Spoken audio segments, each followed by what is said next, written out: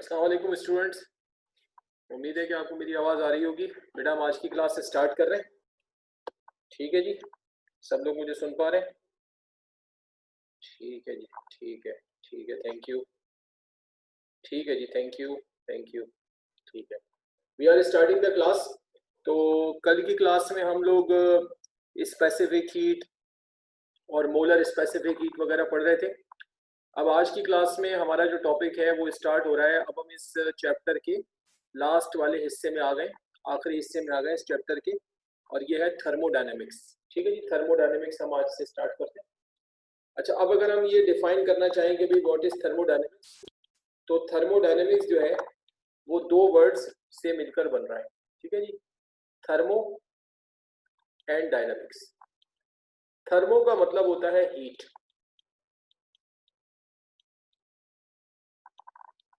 Thermo का मतलब होता है हीट, और डायनेमिक्स का मतलब होता है मोशन। ठीक है जी, तो जहां पर हीट होती है तो वहां पर होती है थर्मल एनर्जी। थर्मल एनर्जी होती है जहां पर हीट होती है, और जहां पर मोशन होती है वहां होती है मैकेनिकल एनर्जी। ठीक है जी, तो अब कॉन्सेप्ट ये है कि जब हम ऐसे प्रोसेसेस को पढ़ रहे होते हैं, जब हम ऐसे प्रोसेसेस को पढ़ते हैं जिसमें हीट मोशन में कन्वर्ट होती है, ठीक है, और जहां मोशन होगी वहां वर्क भी होगा। तो जब हम ऐसे प्रोसेसेस को पढ़ते हैं जहां पर हीट का कन्वर्शन मोशन या वर्क में होता है, तो हम कहते हैं कि हम थर्मोडायनेमिक्स की स्टडी कर रहे हैं। या दूसरे अल्फाज में हम ये कह सकते हैं कि जब हम ऐसे प्रोसेसेस को पढ़ते हैं जिसमें थर्मल एनर्जी कन्वर्ट हो रही होती है मैकेनिकल एनर्जी में, तो इस तरह की स्टडी को हम कहते हैं थर्मोडायनेमिक्स। ठीक है जी, तो थर्मोडायनेमिक्स की जो डेफिनेशन है वो क्या होगी कि it is the branch of physics, it is the branch of physics that deals with such processes in which heat is converted into work or thermal energy is converted into mechanical energy। ठीक है जी, ऐसे processes की study जिसमें heat convert हो रही हो work में, या जिसमें थर्मल एनर्जी कन्वर्ट हो रही हो मैकेनिकल एनर्जी में, ऐसे प्रोसेसेस की स्टडी को हम कहते हैं थर्मोडायनेमिक्स। अब इसमें हम पढ़ते हैं फर्स्ट लॉ ऑफ थर्मोडायनेमिक्स। अब जो फर्स्ट लॉ ऑफ थर्मोडायनेमिक्स है उसका स्टेटमेंट बहुत आसान है, बड़ा आसान सा ये लॉ है। फर्स्ट लॉ ऑफ थर्मोडायनेमिक्स ये कहता है the change in internal energy of a system is always equal to the difference between heat supplied to the system and work done by the system. कि किसी भी system की जो internal energy का change होगा या इंटरनल एनर्जी का जो इंक्रीज होगा वो किसके इक्वल होगा? Difference between heat supplied to the system. जितनी हीट किसी सिस्टम को सप्लाई की गई है उसका और सिस्टम ने जो वर्क किया है उसका जो डिफरेंस होगा, मतलब सिस्टम को जितनी हीट सप्लाई की गई उसमें से वो वर्क डन माइनस कर दें जो कि सिस्टम ने किया, तो जो डिफरेंस होगा वो इंटरनल एनर्जी के इक्वल होगा। ये स्टेटमेंट है फर्स्ट लॉ ऑफ थर्मोडायनेमिक्स का।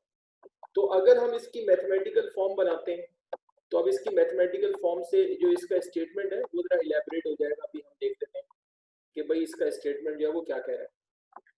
अब इसमें हमने देखो यहाँ पर एक सिस्टम कंसीडर किया है। आप देखें ये एक सिलेंडर है जिसके अंदर कुछ गैस मौजूद है और इसके अंदर मूवेबल पिस्टन लगा हुआ है, और जो इनिशियल वॉल्यूम है सिस्टम का गैस का वो V1 है।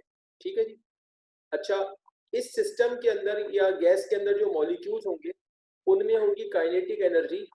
तो वो जो मॉलिक्यूल्स में काइनेटिक एनर्जी होती है उसको internal energy of the system कहते हैं, और उसको U से मेंशन करते हैं।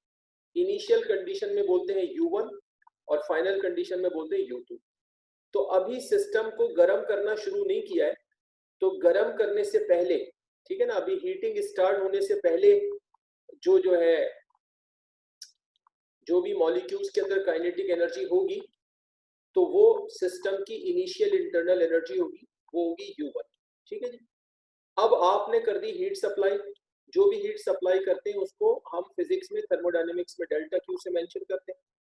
जब ये हीट सिस्टम के अंदर जाएगी तो ये मॉलिक्यूल्स में एब्जॉर्ब हो जाएगी और उसकी वजह से मॉलिक्यूल्स की काइनेटिक एनर्जी बढ़ जाएगी। और जब मॉलिक्यूल्स की काइनेटिक एनर्जी बढ़ेगी तो आप देखें ये मॉलिक्यूल्स जो है गैस के या सिस्टम के ये पिस्टन पर ऊपर की तरफ फोर्स लगाएंगे, ये फोर्स लगाएंगे जिसकी वजह से देखें पिस्टन ऊपर चला गया।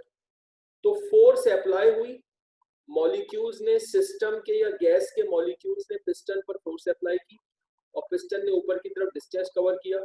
इसका मतलब है कि पिस्टन पर कुछ वर्क किया गया, कुछ वर्क अगेंस्ट द पिस्टन हुआ और ये वर्क किसने किया, ये सिस्टम ने या गैस ने, गैस के मॉलिक्यूल्स ने या सिस्टम के मॉलिक्यूल्स ने ये पिस्टन पे किया। ठीक है, अब ये वर्क डन यहाँ पे जो हुआ है, जो भी वर्क डन हुआ है जिसको हम बोलेंगे डेल्टा डब्ल्यू, ये वर्क डन किसकी वजह से हुआ है, इस हीट की वजह से हुआ है। जो डेल्टा क्यू हीट आपने सप्लाई की है उसकी वजह से यहाँ पे वर्क डन हो गया। ठीक है जी। अच्छा, अब जितनी हीट सप्लाई करेंगे वो ज्यादातर तो ये होगा कि सारी तो वर्क डन में कन्वर्ट नहीं होगी, कुछ बाकी बचेगी। कुछ कंडीशंस होंगी ऐसी जो आपके सामने आएंगी जिसमें किसी एक दो कंडीशंस में ऐसा भी होगा कि आप जितनी हीट सप्लाई करेंगे वो सारी वर्क में कन्वर्ट हो जाएगी, ऐसा भी होगा। लेकिन ज्यादातर ये होगा कि जितनी आपने हीट सप्लाई की है तो उसमें से कुछ वर्क में चली जाएगी, कुछ यहाँ मॉलिक्यूल्स में बाकी रह जाएगी।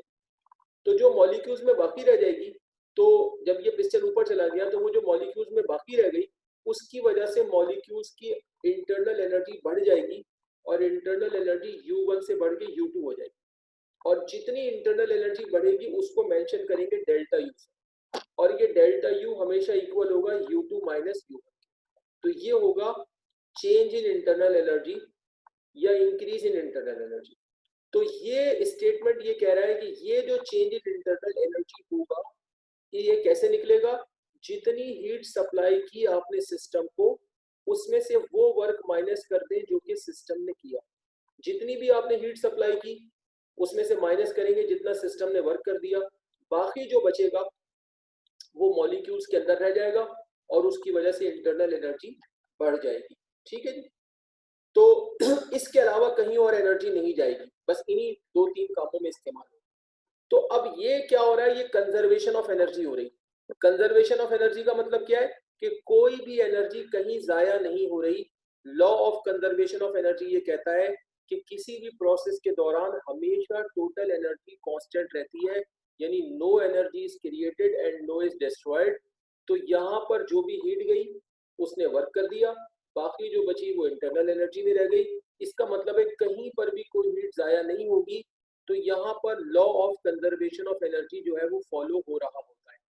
तो अब हम मैथमेटिकल फॉर्म में क्या कहते हैं, the law explains that when thermal energy is converted into mechanical then total energy of the system should remain constant. यानी जब भी थर्मल एनर्जी मैकेनिकल एनर्जी में कन्वर्ट होगी तो सिस्टम की टोटल एनर्जी कांस्टेंट रहेगी, which is according to law of conservation of energy. ठीक है जी।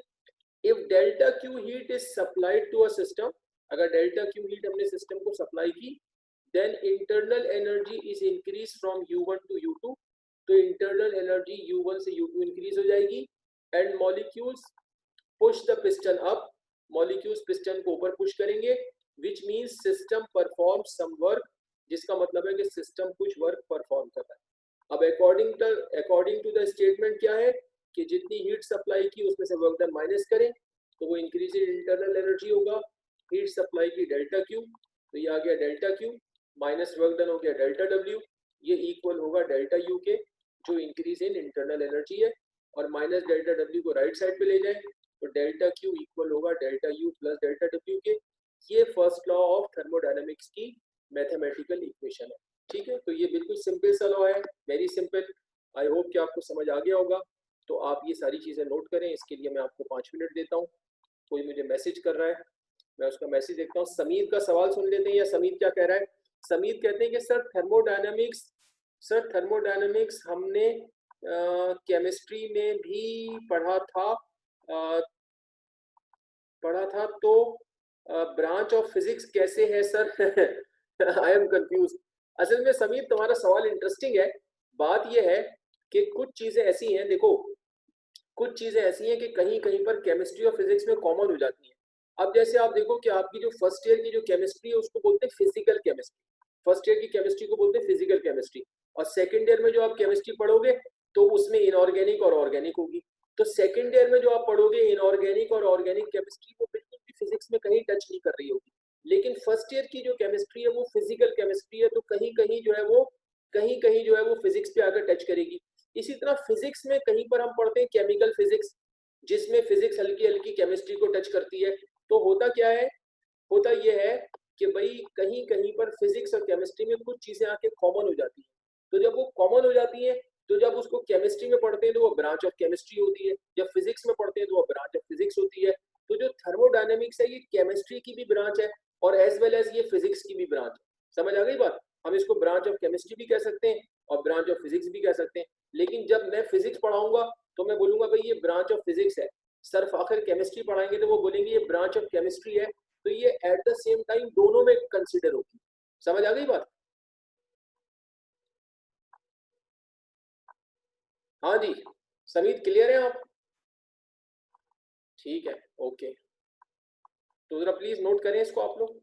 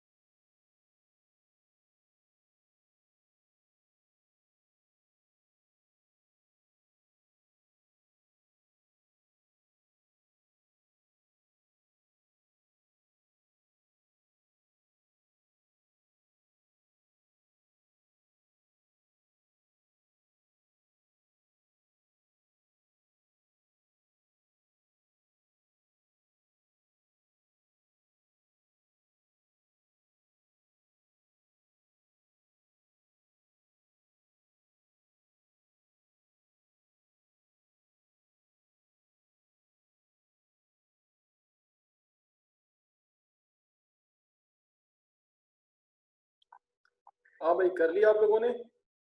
आगे चलें।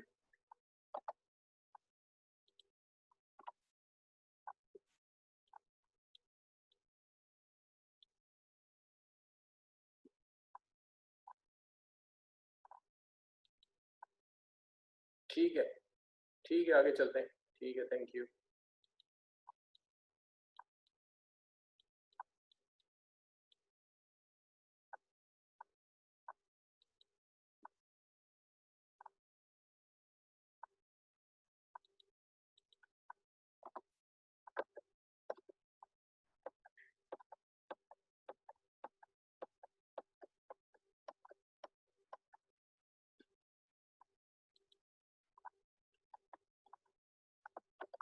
अच्छा जी, अब फर्स्ट लॉ ऑफ थर्मोडायनेमिक्स की साइन कन्वेंशन समझनी है ना।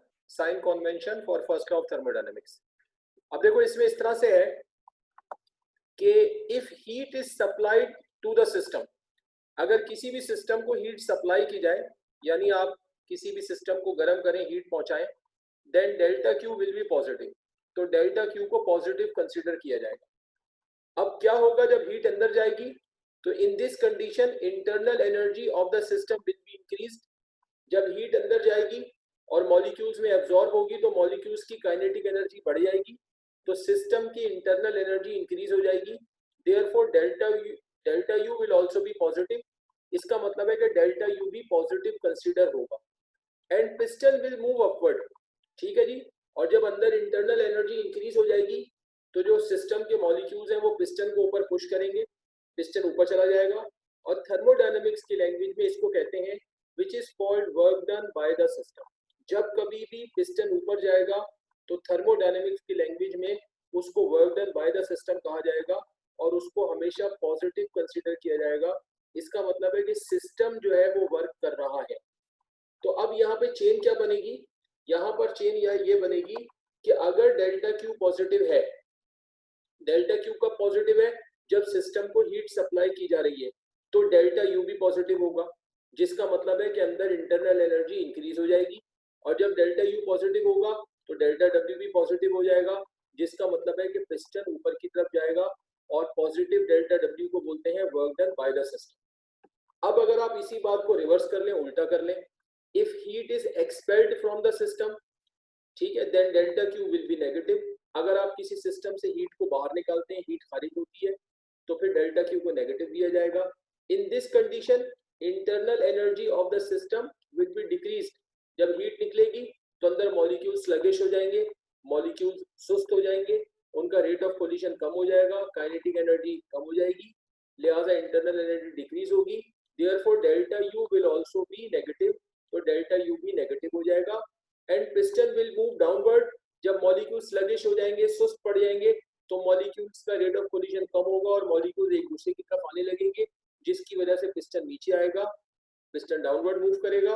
और थर्मोडायनेमिक्स की लैंग्वेज में इसको कहते हैं work done on the system and it is considered as negative. Work done on the system का मतलब ये है कि सिस्टम जो है वो वर्क नहीं कर रहा, बल्कि सिस्टम पर वर्क किया जा रहा है। तो जब भी पिस्टन जाएगा ऊपर तो थर्मोडायनेमिक्स की लैंग्वेज में उसको बोलते हैं work done by the system और वो पॉजिटिव कंसीडर होता है। और जब भी पिस्टन जाएगा नीचे तो थर्मोडायनेमिक्स की लैंग्वेज में उसको work done on the system बोलते हैं और वो नेगेटिव कंसीडर होता है।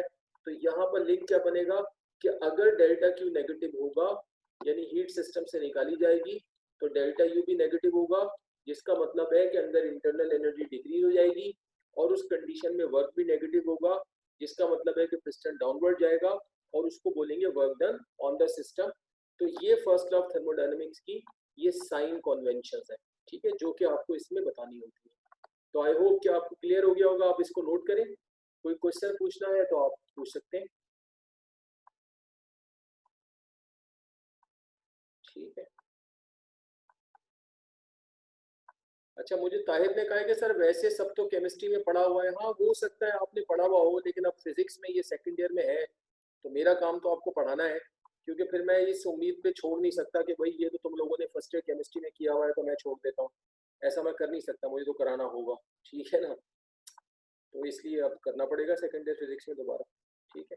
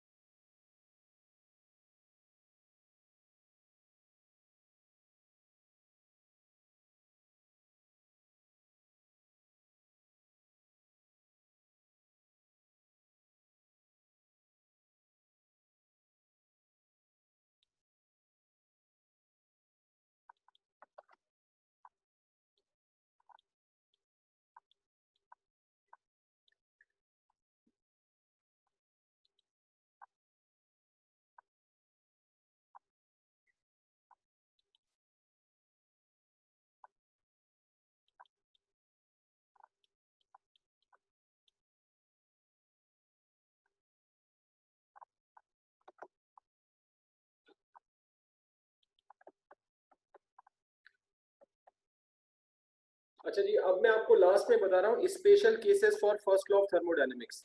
लेकिन ये ध्यान में रखिएगा कि ये स्पेशल केसेस आपसे एग्जाम्स में अगर कहे जाएंगे तो आप बताएंगे, अगर आपको नहीं कहे जाएंगे तो आप नहीं बताएंगे, क्योंकि एग्जाम में इतने मार्क्स नहीं होते इस टॉपिक के कि आप इसको बताएं। तो ये कंडीशनल होगा, ठीक है। अच्छा, कोई मुझे कह रहा है कि सर एक दफा पीछे वाली स्लाइड पे दोबारा जाएं। ओके, मैं जा रहा हूँ।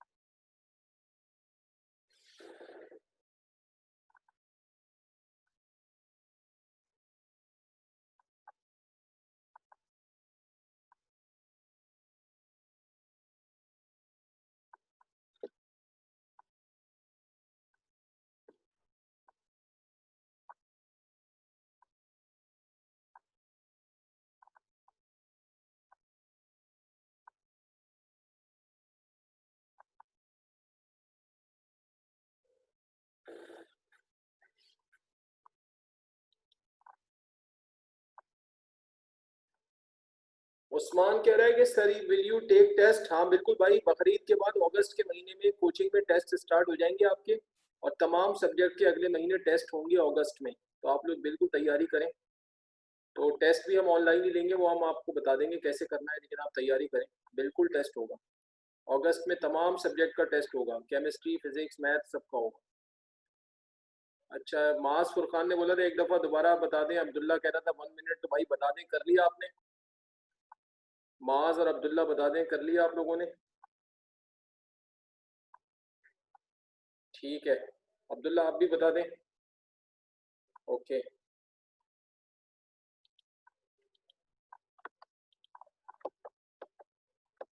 अच्छा, तो मैं आपसे कह रहा था कि मैं आपको लास्ट में बता रहा हूँ special cases for the first law of thermodynamics. और मैं आपको ये कह रहा था कि अगर ये आपसे एग्जाम में कहे जाएंगे तो आप बताएंगे, नहीं कहे जाएंगे तो आप नहीं बताएंगे, क्योंकि इस टॉपिक के मार्क्स इतने नहीं होते कि आप उसमें बगैर उनके कहे बताना शुरू हो जाए, ठीक है। लेकिन आपको करने हैं, क्योंकि बुक में डिस्कस्ड है, तो आपको आने चाहिए कि अगर आपसे कोई पूछे तो आप बता सकें। अब ये दो स्पेशल केसेस हैं, केस ए की हम बात करते हैं। अब देखें केस ए क्या है, ठीक है। जरा इसको समझने वाली बात है, समझने आसान है। देखें, ये कहते हैं कि if the law is applied on an isolated system, अगर लॉ को किसी आइसोलेटेड सिस्टम पे अप्लाई किया जाए, which absorbs no energy and performs no work. आपको पता है फर्स्ट ईयर में पढ़ के आए, आइसोलेटेड सिस्टम जो होता है वो चारों तरफ से बंद होता है और बाहर से कोई एक्सटर्नल एनर्जी आइसोलेटेड सिस्टम में नहीं जा सकती, ठीक है। और मैटर और एनर्जी दोनों चीजें, मेरे अल्फाज गौर से सुनेंगे, आइसोलेटेड सिस्टम चारों तरफ से बंद होता है और कोई बाहर से एक्सटर्नल एनर्जी उसमें नहीं जा सकती। और मैटर और एनर्जी दोनों चीजें आइसोलेटेड सिस्टम में ना बाहर से अंदर जा सकती हैं और ना अंदर से बाहर आ सकती हैं। तो अगर फर्स्ट लॉ ऑफ थर्मोडायनेमिक्स को किसी आइसोलेटेड सिस्टम पे अप्लाई किया जाए, जो कि कोई एनर्जी बाहर से एब्जॉर्ब नहीं करता और कोई परफॉर्म वर्क नहीं करता, तो क्या है, it is observed that for any process within the system, mechanical chemical और इलेक्ट्रिकल। अब मिसाल के तौर पे एक आइसोलेटेड सिस्टम है, ठीक है जी, ये आइसोलेटेड सिस्टम है और ये चारों तरफ से कंप्लीटली बंद है और इसके अंदर कोई गैस है और उसके मॉलिक्यूल्स हैं। तो अगर बाहर से तो कोई एनर्जी नहीं आ रही, तो अगर गैस के मॉलिक्यूल्स में विद इन द सिस्टम आपस में कोई प्रोसेस या रिएक्शन हो जाए, कोई केमिकल रिएक्शन हो जाए, कोई इलेक्ट्रिकल रिएक्शन हो जाए, तो उसकी वजह से कभी भी सिस्टम की जो इंटरनल एनर्जी है, अगर वो U1 है, तो वो कभी भी U2 जो है उससे ज्यादा नहीं होती। डेल्टा यू हमेशा जीरो होता है। इंटरनल एनर्जी में कोई चेंज नहीं होता अगर विद इन द सिस्टम कोई प्रोसेस हो जाए।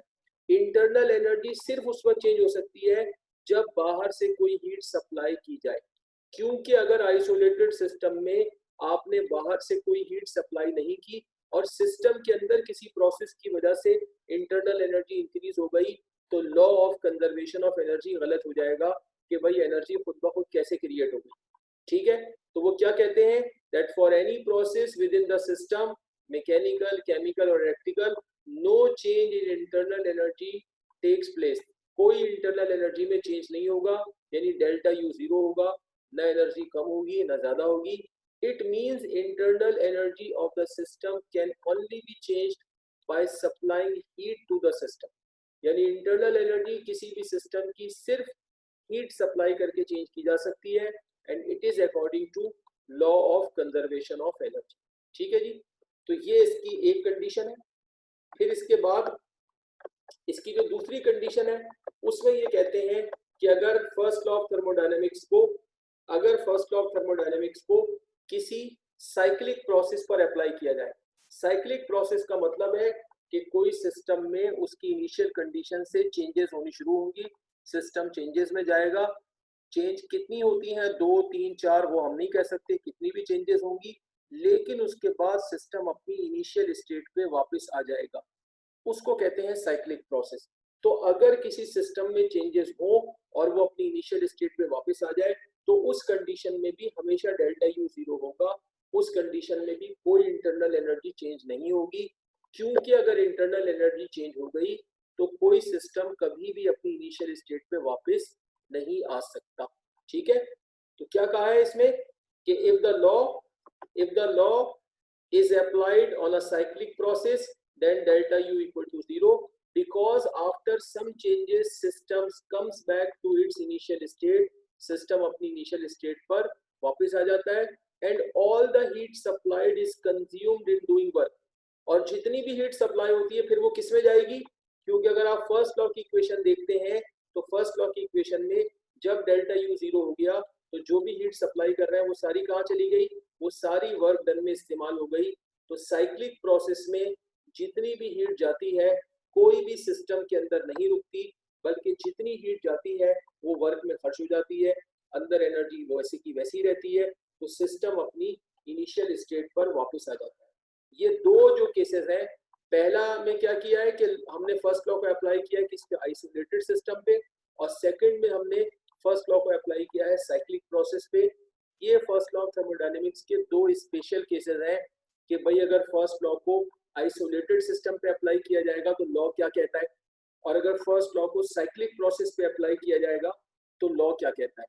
लेकिन मैंने आपको बता दिया कि ये आपने बगैर पूछे नहीं बताने, अगर आपसे पूछेंगे तो आप बताएंगे, वरना आपने इससे पहले मैंने जहां तक किया था तो आप वहां तक बताएंगे. ठीक है. तो आई होप कि आपको बात समझ आ गई होगी, तो आप इसको जरा नोट कर लें.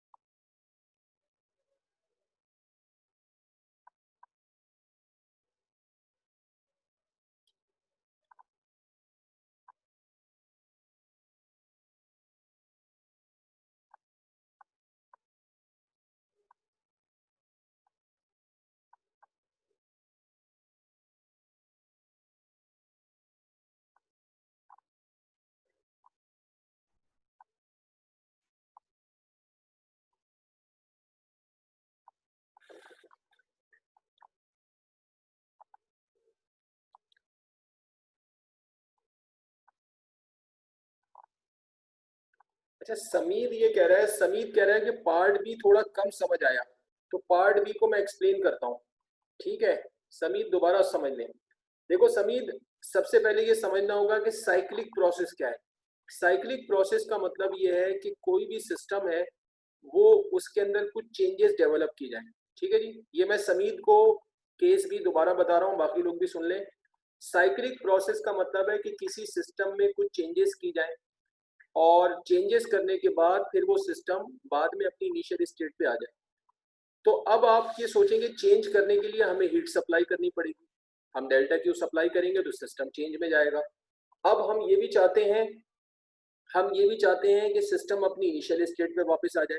तो इसका मतलब है कि हमने जो भी हीट सप्लाई की है हमें उसे कंज्यूम करवाना पड़ेगा। तो साइक्लिक प्रोसेस में हम क्या करते हैं कि जो भी हीट हम किसी सिस्टम को सप्लाई करते हैं वो सारी हम वर्क में कंज्यूम करवाते हैं। हम मेक श्योर करते हैं कि जितनी भी डेल्टा क्यू सप्लाई हुआ है वो सारा वर्क में कंज्यूम हो जाए। जब वो सारा वर्क में कंज्यूम हो जाता है तो अंदर इंटरनल एनर्जी कोई भी इंक्रीज नहीं होती, तो सिस्टम अपनी इनिशियल स्टेट पे वापस आ जाता है। तो साइक्लिक प्रोसेस में कोई सिस्टम चेंज में जाएगा, फिर अपनी इनिशियल स्टेट पे वापस आ जाएगा, तो जितनी भी हीट सप्लाई होगी वो वर्क में खर्च हो जाएगी, तो सारा डेल्टा क्यू जो है वो डेल्टा डब्ल्यू के इक्वल हो जाएगा और कोई इंक्रीज या डिक्रीज ऑफ इंटरनल एनर्जी नहीं होगा, इसलिए डेल्टा यू जीरो होगा। ये है एप्लीकेशन फर्स्ट लॉ की साइक्लिक प्रोसेस। अब आप मुझे बताएं कि अभी आप क्लियर हैं? जी समीर।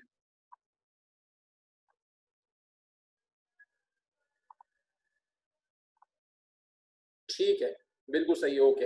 अच्छा बेटा, अब इस तरह है कि अब आज की क्लास में कोई तकरीबन 4 मिनट तो बाकी है, लेकिन अब इन 3-4 मिनट में जो है वो अब नया टॉपिक तो स्टार्ट नहीं हो सकता, तो आज की क्लास हम साइन ऑफ करेंगे और इंशाल्लाह अब जो नया टॉपिक है वो हम इंशाल्लाह कल की क्लास में हम स्टार्ट करेंगे। तो बस मैं आप लोगों से इजाज़त चाहता हूँ। अल्लाह हाफिज़। और अगर कोई नोट कर रहा है तो वो नोट कर ले, और बाकी इंशाल्लाह आपसे कल मुलाकात हो। ठीक है जी। अच्छा, कोई कह रहा है छुट्टियां कब मिलेंगी, छुट्टियों का अनाउंस कर रहे हैं। छुट्टियां ये थर्सडे से कर रहे हैं, कोचिंग में ये जो छुट्टी है ये जुमेरात वाले दिन से कर रहे हैं, थर्सडे से मेरे ख्याल से मंडे तक कर रहे हैं। तो ये मेरे ख्याल से मजीद मैनेजमेंट वाले आपको बता देंगे। ठीक है, ठीक है जी। तो इंशाल्लाह कल तो हमारी क्लास है, कल हमारी क्लास है, फिर नेक्स्ट वीक बकरीद के बाद मंडे वाले दिन नहीं होगी, फिर इंशाल्लाह ट्यूसडे से स्टार्ट हो जाएगी। ठीक है जी, कल बिल्कुल क्लास है, कल बिल्कुल क्लास है। ठीक है जी, ओके, अल्लाह हाफिज। अल्लाह हाफिज।